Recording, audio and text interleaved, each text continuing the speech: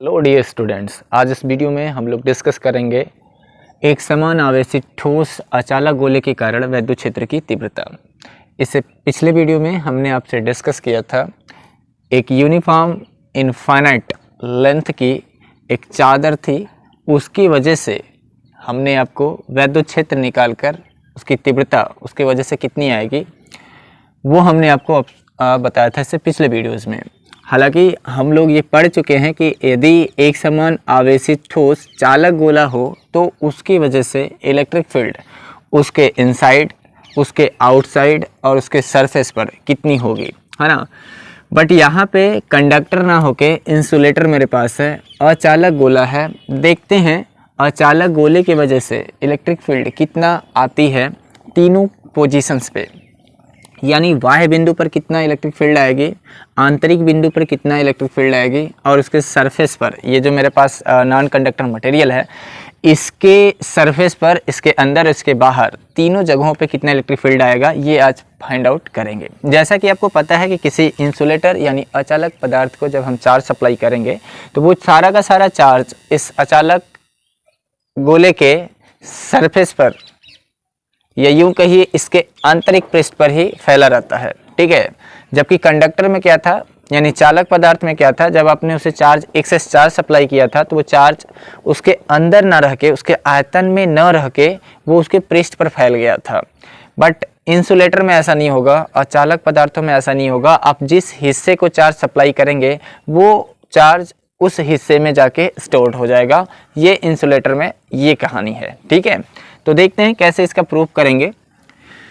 तो बाह्य बिंदु पर निकालना है, इसके लिए मैंने एक मेरे पास अचालक गोला है जिससे स्मॉल r दूरी पर कोई पॉइंट्स P है जहां पे हमें इलेक्ट्रिक फील्ड फाइंड आउट करनी है।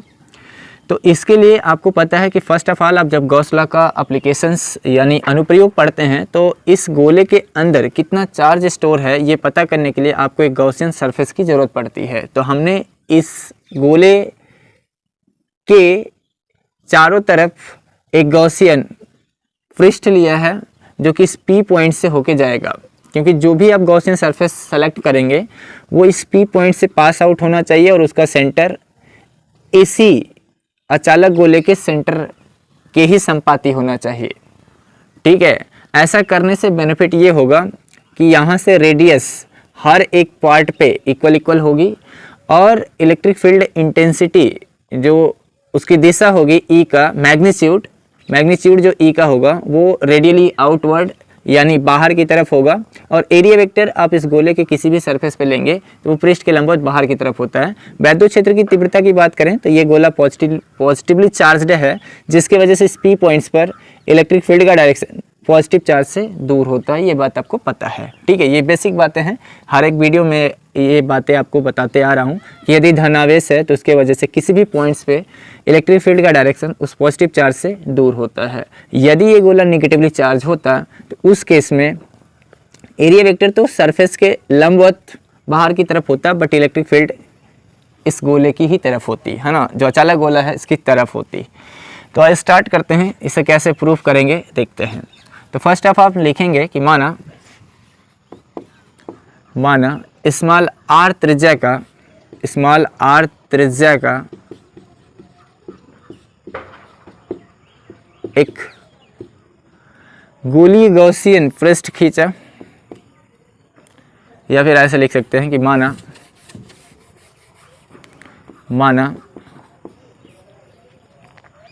स्मॉल r दूरी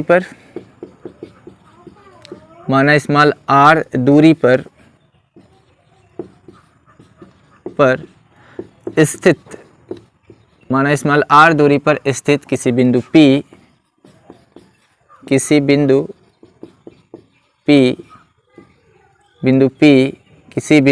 P पर हमें वैद्युत क्षेत्र की तीव्रता ज्ञात करनी है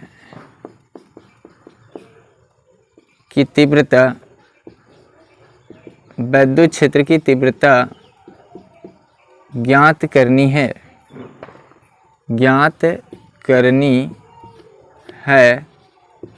विद्युत क्षेत्र की तीव्रता ज्ञात करनी है। इसके लिए इसके लिए बिंदु P से होकर जाता हुआ, इसके लिए बिंदु P से होकर जाते हुए, बिंदु P से होकर जाते हुए एक गॉसियन पृष्ठ खींचते हैं। P से होकर जाते हुए गॉसियन पृष्ठ खींचते हैं, गॉसियन पृष्ठ खींचते हैं जिसका केंद्र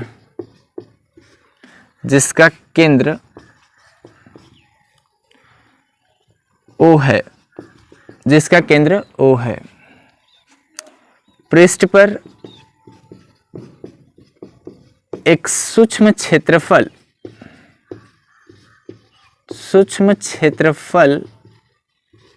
dA लेते हैं, जिस पर क्षेत्रफल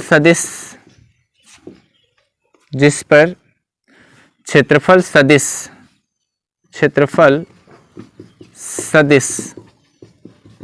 तथा वैद्युत क्षेत्र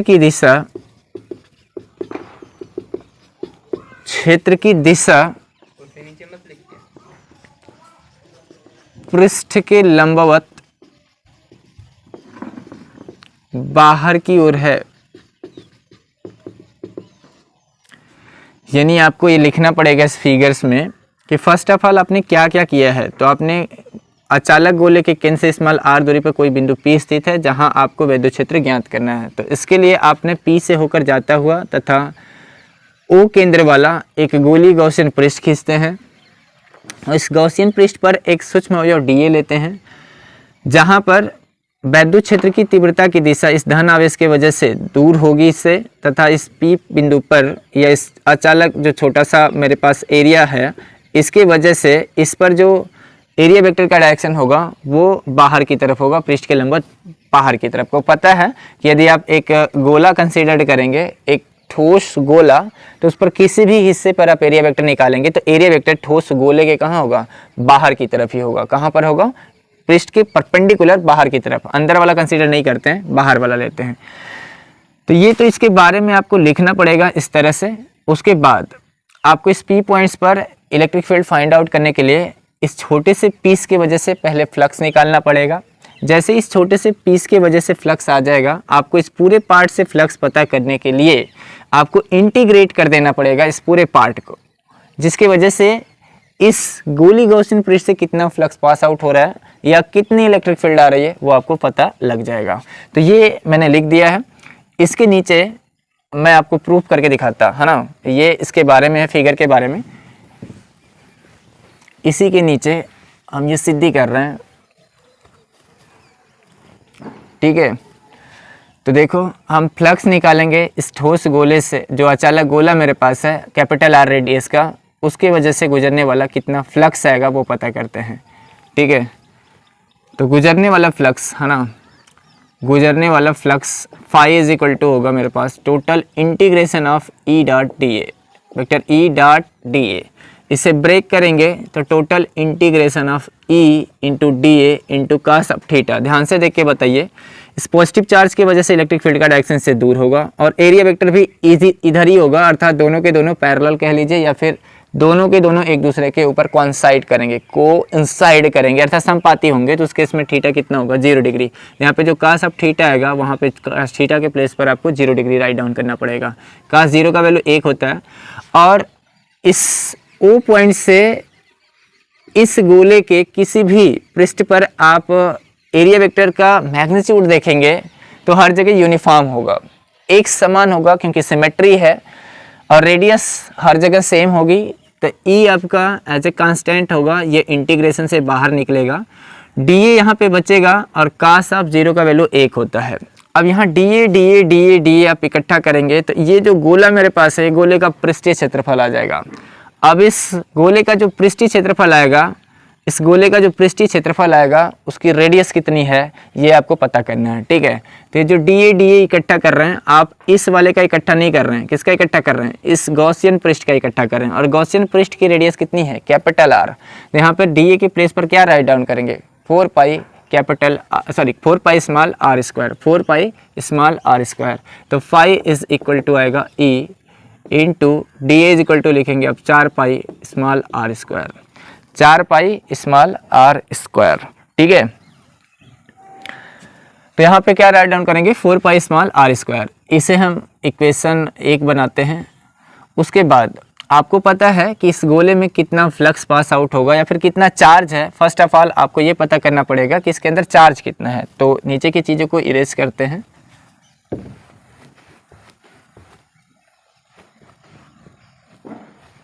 देखो, तो गॉस के नियम से आपको पता है, गॉस के नियम से, गॉस का नियम क्या है, फाई इज इक्वल टू होता क्यू इन अपान एप्सिलॉन 0। तो फाई के प्लेस पर आप क्यू इन रखेंगे और एप्सिलॉन 0 तो एप्सिलॉन 0 ही रहेगा। तो समीकरण 1 से बात करेंगे, यहाँ आएगा Q in upon epsilon naught. Q in का मतलब इस गोले के अंदर कितना चार्ज है ना। तो इसके अंदर जो चार्ज होगा ये इसके आयतन में होगा। चार्ज कहाँ स्टोर होगा, इसके आयतन में। तो क्यू इन कहाँ से आएगा, क्यू इज इक्वल टू आपको पता है कि जो चार्ज इस पे स्टोर्ड होगा इसके आयतन में है। तो गोले का आयतन 4/3 पाई आर क्यूब होता है। और चूंकि यहाँ पे ये जो गोला होता है वो 3D फिगर्स होता है, तो 3D फिगर्स है तो यहाँ पे जो चार्ज निकालना पड़ेगा उसके लिए आपको ज़रूरत पड़ेगी आयतन आवेश घनत्व की। रेखीय आवेश घनत्व तब निकालते थे जब मेरे पास लिनियर चार्ज होता था। पृष्ठीय आवेश घनत्व तब हम कंसीडर करते थे जब मेरे पास एरिया होता था। और आयतन आवेश घनत्व हम तब कंसीडर करते थे जब मेरे पास 3D फिगर होता है, नहीं वॉल्यूम होता था। तो उस केस में हम वहाँ से वैल्यू निकाल पाते थे चार्ज का, ठीक है। तो आपको पता है क्या पता है आपको, इसे समीकरण नंबर 2 बनाइए और Q का वैल्यू यहाँ से निकालिए पहले, ठीक है। फर्स्ट ऑफ ऑल आपको ये पता है कि Q इज इक्वल टू होता है रो इज इक्वल टू होता है Q अपान भी। रो इज इक्वल टू होता है Q अपान भी। यहाँ Q का मतलब Q इन से होगा। हमें यही पता करना है कि इस गोले के अंदर कितना चार्ज है। तो Q इन यदि आपको निकालना होगा तो Q in is equal to होगा रो इंटू भी। भी का मतलब आयतन, किसका आयतन, ये वाला जो गोला है, गॉसियन पृष्ठ वाला नहीं, जो रियलिटी में है पहला वाला अचालक गोला, उसका आयतन। तो अचालक गोले का आयतन होगा 4/3 pi capital R cube into के रो। तो Q इन का वैल्यू आपके पास आ चुका है 4/3 pi capital R cube into रो। इसे यहाँ पे पुट करेंगे तो यहाँ से हमारे पास इलेक्ट्रिक फील्ड का फार्मूला आएगा। इस Q इन का मान उठा के इक्वेशन नंबर 2 में पुट करेंगे तो समीकरण 2 और इसे बना लेते हैं 3। समीकरण 2 और 3 से एक बात करते हैं, समीकरण 2 व 3 से हम एक बात करते हैं कि फाई इज इक्वल टू आ जाएगा मेरे पास Q इन का वैल्यू है 4/3 pi capital R cube into rho upon के एप्सिलॉन नॉट।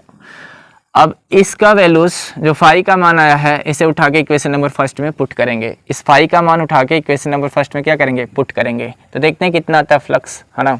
रख देते हैं। तो फाई का मान समीकरण 1 में राइट डाउन करते हैं, यहाँ लिख देते हैं, देखो ध्यान से। तो यहाँ रख रहे हैं, फाई के स्थान पर हम रखेंगे 4/3 pi capital R cube into rho upon epsilon naught is equal to E into 4 pi small are square. हमें ई निकालना है तो यहाँ से फर्स्ट ऑफ ऑल आप देख पा रहे हो 4 पाई से 4 पाई कैंसिल आउट होगा और मेरे पास क्या बचेगा इधर से मेरे पास 4/4 से 4 कैंसिल, पाई से पाई कैंसिल, तो मेरे पास आ जाएगा R cube into rho upon के small are square into epsilon naught into 3 into क्या आएगा 3। आर क्यूब बचेगा, रो बचेगा, अपान के 3 बचेगा, एप्सिलॉन 0 बचेगा, इंटू आर स्क्वायर बचेगा इज इक्वल टू ई, ठीक है।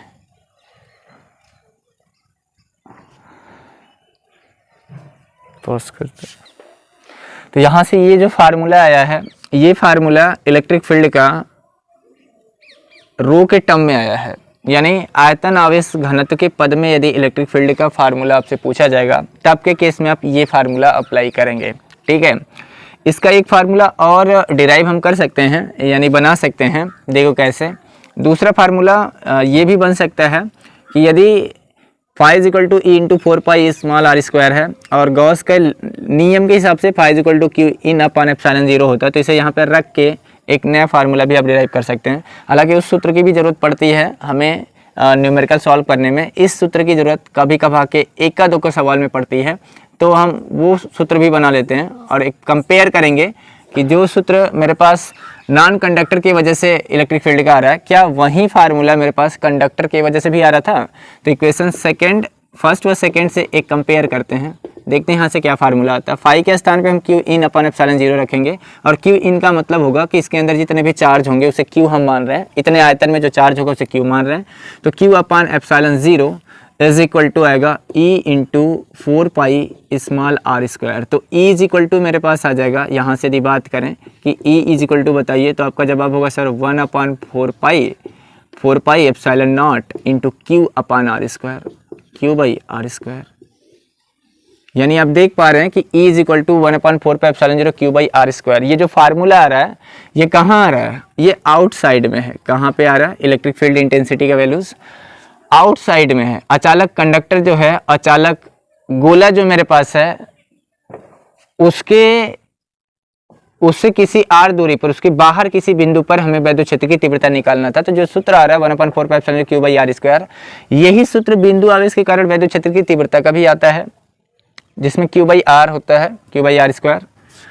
और यही सूत्र जो आपके पास यहाँ भी दिखाई दे रहा है, is equal to 1/4 pi epsilon 0 Q by R square, मैंने कंडक्टर के लिए भी सेम टू सेम यही सूत्र निकाला था। यानी कोई चालक हो या फिर कोई अचालक हो, उसके कारण गोले के बाहर या फिर अचालक गोले के बाहर किसी बिंदु पर वैद्युत क्षेत्र की तीव्रता निकाला जाए, तो दोनों केसेस में सूत्र में कोई अंतर नहीं आने वाला है।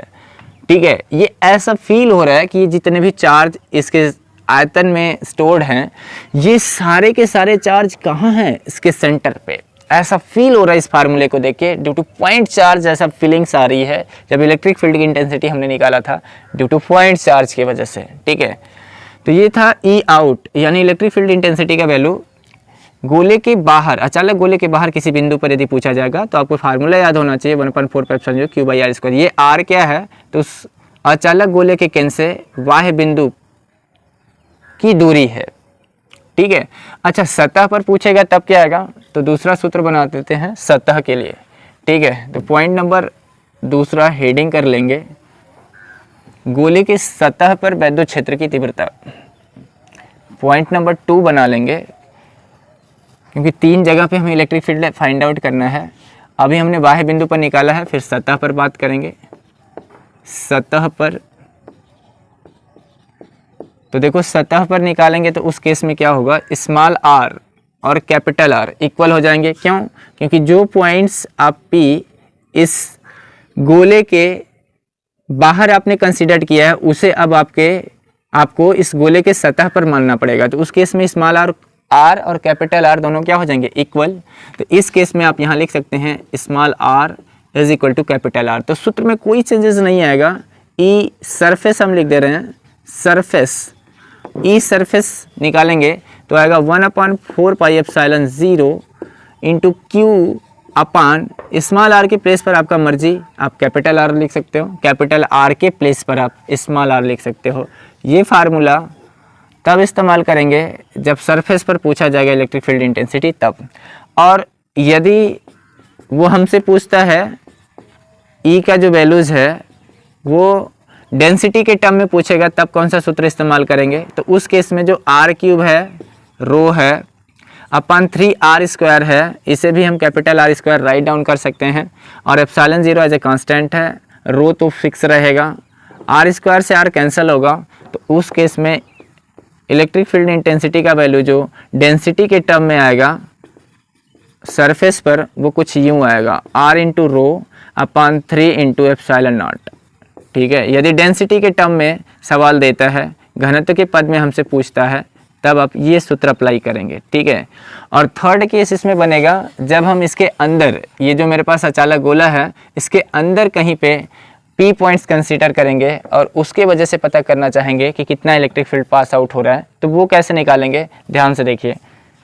तो थर्ड केस बनाते हैं, केस नंबर 3। ये 2 फार्मूले आप अच्छे से इसे नोट कर लिए होंगे और बेहद उम्मीद करता हूँ कि आपको अच्छे से समझ में आ गया होगा। तो देखिए, थर्ड केस के लिए फिगर हमें ड्रा करना होगा, तो हम एक फिगर बनाते हैं, ठीक है। तो थर्ड केस में देखते हैं इंटरनल पॉइंट पे यानी आंतरिक बिंदु पर इलेक्ट्रिक फील्ड इंटेंसिटी निकालने के लिए हमने एक फिगर ड्रा कर रखा है। ये आपके पास अचालक गोला है और ये आपका जो डॉटेड लाइन से दिखाई दे रहा है ये गॉसियन पृष्ठ है। गोले का केंद्र O है और अचालक गोले की जो त्रिज्या है वो कैपिटल R है। जिस पॉइंट्स पे हमें इलेक्ट्रिक फील्ड इंटेंसिटी निकालने उस गोले के रेडियस स्मॉल r है।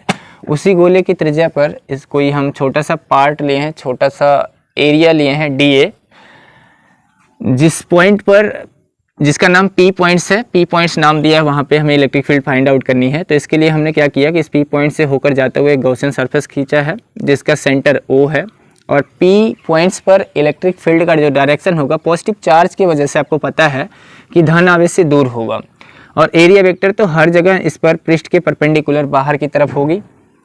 तो फर्स्ट ऑफ ऑल इसमें क्या लिखेंगे कि माना बिंदु P अचालक गोले के अंदर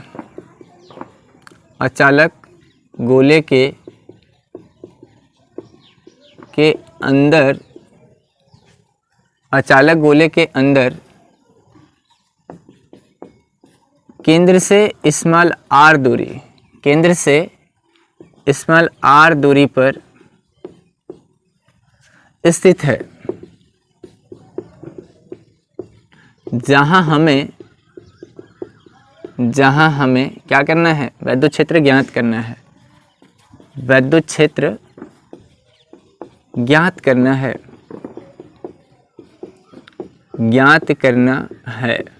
जहां हमें वैद्युत क्षेत्र ज्ञात करना है। इसके लिए क्या करेंगे, फर्स्ट ऑफ ऑल आपको एक गॉसियन सरफेस की ज़रूरत पड़ेगी। तो इसके लिए बिंदु P से होकर जाते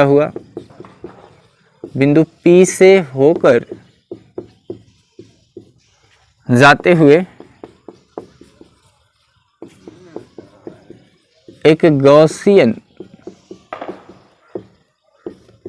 पृष्ठ खींचते हैं। अतः गॉसियन पृष्ठ से गुजरने वाला टोटल फ्लक्स कितना आएगा वो पता करने के लिए मुझे फाई निकालना पड़ेगा। तो फाई इज इक्वल टू होगा total integration of E dot D A. E uniform रूप से इस गोले पर फैला होगा, ये बात आपको पता है। तो इससे पहले फर्स्ट ऑफ ऑल आप डॉट प्रोडक्ट को ब्रेक करेंगे तो E डॉट डी ए का मतलब होगा E into D A into cos of theta. तो डी ए और E एरिया वेक्टर और क्षेत्रफल सदिश दोनों का डायरेक्शन एक ही तरफ है और ये एक दूसरे के संपाती हैं। तो यहाँ पर थीटा कितना आएगा, 0 डिग्री आएगा। E यूनिफॉर्म रूप से उस पर डिस्ट्रीब्यूट होगा तो E को इंटीग्रेशन से बाहर निकाल लेंगे। कास 0 का मान 1 होता है, अंदर केवल और केवल क्या बचेगा, DA। तो यहाँ पे जब छोटे छोटे DA आप इकट्ठा करेंगे तो आप किस वाले पर DA लिए हैं, फर्स्ट ऑफ ऑल आपको ये केयर करना पड़ेगा। तो आप एक गॉसियन सरफेस का DA पार्ट लिए हैं, तो जब DA इकट्ठा करेंगे तो गॉसियन सरफेस का DA इकट्ठा होगा, न कि पूरे अचालक गोले का। तो इसका पृष्ठीय क्षेत्रफल कितना आएगा इस गोले का, तो आएगा 4 पाई स्मॉल r स्क्वायर। देखिए कंफ्यूज मत होइएगा, 4 pi capital R square write down नहीं करेंगे क्योंकि हम रेडियस ले रहे हैं किसका, स्मॉल गोले का।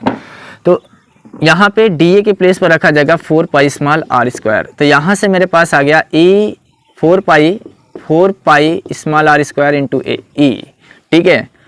अब हम पता करेंगे कि इसके अंदर कितना चार्ज स्टोर है। फर्स्ट ऑफ ऑल हमें अब पता करना पड़ेगा क्योंकि मेरे पास चार्ज स्टोर पता करना पड़ेगा। तो फर्स्ट ऑफ ऑल हम ये काम करेंगे कि हमें पता है इस पूरे अचालक गोले के आयतन में क्यों चार्ज स्टोर है, ये बात हमें पता है। हम ये मान लेंगे कि ये जो गॉसियन पृष्ठ है इसके अंदर कितना चार्ज होगा वो हमें पता करना है। यदि वहीं आ जाएगा तो हम यहाँ से फ्लक्स, इलेक्ट्रिक फील्ड इंटेंसिटी आसानी से पता कर सकते हैं। ठीक है जी। तो जैसा कि आपको पता है फाई इज इक्वल टू, यदि गॉस का नियम लगाएं तो गॉस के नियम से होता है phi is equal to Q in upon epsilon zero, Q in upon epsilon zero which is equal to 4 pi R square into E. इसे हम बनाते हैं इक्वेशन नंबर फर्स्ट। अब हम क्या करेंगे, एक जुगाड़ या तरीका या एक दिमाग लगा के हम किसी तरह से इस गॉसियन सरफेस के अंदर कोशिश करेंगे निकालने का क्यू इन इसके अंदर, क्योंकि ये इसके अंदर है और इसके अंदर दुनिया भर के चार्ज स्टोर हैं, तो इतने में कितने चार्ज आएंगे वो हम निकालेंगे। तो ध्यान से देखो, एक लॉजिक इस्तेमाल करते हैं, एक लॉजिक इस्तेमाल करेंगे। हम आपसे ये कहेंगे कि ये जो पूरा का पूरा गोला है, ये जो पूरा का पूरा गोला है, इसमें कितना चार्ज स्टोर है। तो आपका जवाब है सर क्यू। कितना स्टोर है? क्यू। इस पूरे गोले में कितना चार्ज है? क्यू। हम आपसे ये जानेंगे कि इस गॉसियन सरफेस के अंदर कितना चार्ज है, वो कैसे पता करेंगे। तो आप कहेंगे सर ये जो पूरा गोला है, इस गोले के आयतन में यानी 4/3 पाई कैपिटल आर क्यूब में, कैपिटल आर ले रहे हैं, इस बड़े गोले का ले रहे हैं आयतन, तो रेडियस बड़े गोले की होगी 4/3 पाई आर क्यूब। इसमें कितना चार्ज है? तो आपने माना है क्यू। इस पूरे बड़े गोले में कितना चार्ज है? क्यू। यानी 4/3 पाई आर क्यूब में क्यू चार्ज है। यदि हम आपसे पूछेंगे कि यदि इतने आयतन में क्यू चार्ज स्टोर है, तो हम आपसे कहेंगे कि हमें बताइए एकांक आयतन में कितना चार्ज स्टोर होगा। ठीक है, 4/3 पाई आर क्यूब आयतन में, यहाँ लिख देते हैं, आयतन में आवेश बराबर हमने माना है क्यू। तो एकांक आयतन में आवेश कितना आएगा?